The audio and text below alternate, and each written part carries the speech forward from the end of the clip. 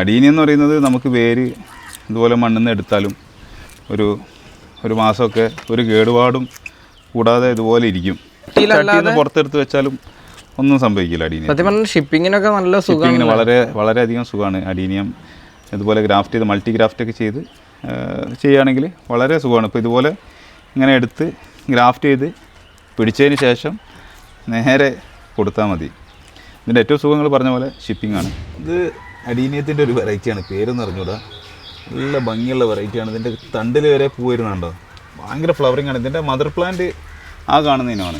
വളരെ ഫ്ലവർ കുറവാണ് അതിൽ. പക്ഷെ ഇതിലെന്ന് പറഞ്ഞു കഴിഞ്ഞാൽ നിറയെ പൂവാണ്. ഇപ്പോൾ ഒക്ടോബർ അല്ലെങ്കിൽ സെപ്റ്റംബർ, അന്ന് ഒക്ടോബർ ഫസ്റ്റാണ്. ഈ മഴയത്ത് പോലും ഇതിങ്ങനെ പൂക്കും. ഇത് ഡിസംബറൊക്കെ ആയി കഴിഞ്ഞാൽ ഹെവി ഫ്ലവറാണ്. അപ്പോൾ ഇതിൻ്റെ ഗ്രാഫ്റ്റിംഗ് എങ്ങനെയാണെന്ന് വളരെ സിമ്പിളായിട്ട് നമുക്ക് കാണിച്ചു തരാം. അപ്പോൾ ഇതിൻ്റെ കമ്പ് നമുക്ക് ഈ ഒരു ഇതിൽ നിന്ന് എടുക്കാം. ഓക്കെ, ഇതുപോലത്തെ കമ്പുകളാണ് വേണ്ടത്. ഇത് പല രീതിയിൽ നമുക്ക് ഗ്രാഫ്റ്റ് ചെയ്യാൻ പറ്റും. വി ഗ്രാഫ്റ്റ് ചെയ്യാം. അതല്ലാതെ വേറൊരു ടെക്നിക്കുണ്ട്, നമ്മൾ അഡീനിയം ചെയ്യുന്നൊരു ടെക്നിക്കുണ്ട്, അത് വേണമെങ്കിൽ അത് ചെയ്യാം. ഇപ്പോൾ വേണ്ടതെന്ന് അറിയുന്നത് സിമ്പിളായിട്ടുള്ള മെത്തേഡ് ഏതാ വരുന്നത്? വളരെ സിമ്പിളായിട്ട് വി ഗ്രാഫ്റ്റ് ആയിട്ടും ചെയ്യാം, ഇതും ചെയ്യാം. ഇത് ആകെ വേണ്ടത് നമുക്ക് വേണ്ടത് ഒരു ടേപ്പാണ്. ഇതുപോലത്തെ ഒരു ക്ലിങ് ഫിലിം ടേപ്പ് ഒരു 20 രൂപ 30 രൂപ എടുത്തു കഴിഞ്ഞാൽ കടയിൽ നമുക്ക് വാങ്ങിക്കാൻ കിട്ടും. സാധാ ഹാർഡ്വെയർ ഷോപ്പിൽ നിന്ന് വാങ്ങിക്കാൻ കിട്ടും. ഇതുപോലെ ഫ്ലാറ്റായിട്ട് കട്ട് ചെയ്ത് ഈ കത്തി ആയതുകൊണ്ടാട്ടോ ഇത് സ്റ്റെയിൻ വരുന്നത്. കഴിവതും സ്റ്റെയിൻ ഇല്ലാതെ ക്ലീൻ ആയിട്ടുള്ള ഒരു കത്തി വെച്ചിട്ട് ഇതുപോലെ ഒരു ക്ലീൻ കട്ട് ചെയ്യുക. നേരത്തെ പറഞ്ഞ പോലെ ഒന്ന് ഫ്ലാറ്റായിട്ട് കട്ട് ചെയ്തെടുക്കുക. ഇത് കട്ട് ചെയ്യുമ്പോൾ എന്തെങ്കിലും ശ്രദ്ധിക്കാനുണ്ടോ? ഒന്നുമില്ല. ഇത് അഡീനിയം എന്നൊക്കെ പറയുന്നത് ചുമ്മാ എങ്ങനെ വെച്ച് കൊടുത്താലും പിടിക്കുന്ന, ആർക്കും ഗ്രാഫ്റ്റ് ചെയ്ത് സിമ്പിളായിട്ട് ഗ്രാഫ്റ്റ് ചെയ്ത് പഠിക്കാൻ പറ്റിയ സംഭവമാണ്. പക്ഷേ എന്താ കട്ട് ചെയ്യുമ്പോൾ അത് ശ്രദ്ധിക്കേണ്ടത് വെച്ചാൽ ഈ ഭാഗം കറക്റ്റ് ഫ്ലാറ്റായിരിക്കണം. ഇതുപോലെ വീതി കൂടിയ ഒരു ടേപ്പ് എടുക്കുക, ഏതെങ്കിലും ഒരു കോർണറിലേക്ക് നമ്മൾ വെക്കുക.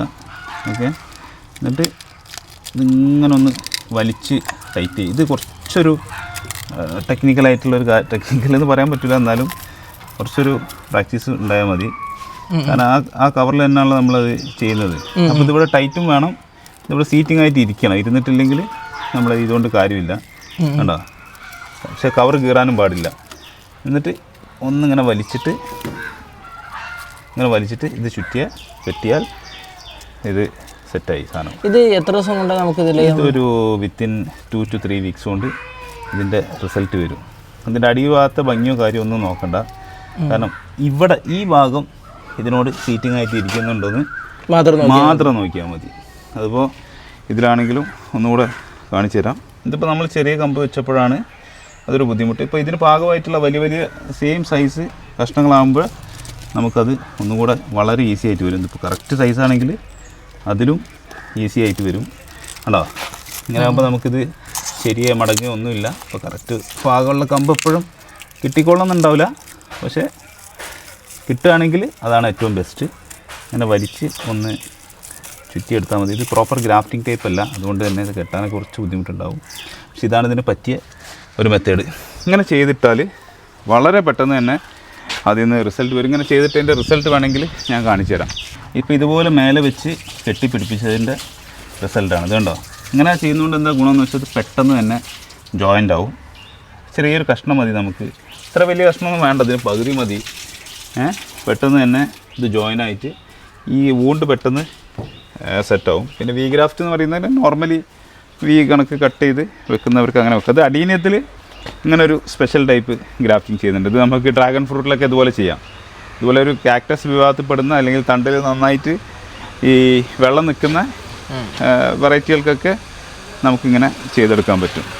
ഇതാണ് എല്ലാവർക്കും വളരെ പെട്ടെന്നൊരു കത്തിയും ഇതുപോലത്തെ ഒരു ടേപ്പ്. ഇല്ലെങ്കിൽ സാധാ പോളിത്തീൻ കവർ, വീട്ടിൽ പോളിത്തീൻ കവർ ആണെങ്കിലും മതി. ഇതുപോലെ കുറച്ച് സ്ട്രെച്ച് ആവുന്ന പോളിത്തീൻ കവറിട്ട് വലിച്ച് ഇതുപോലെ ടൈറ്റ് ചെയ്ത് വെച്ച് ഒരു തണലത്തെ ഒരു 2 ആഴ്ച സാധനം ഓക്കെ. ഇതിൻ്റെ ഉള്ളിലൂടെ തന്നെ മുള പൊട്ടി വരും കവർ.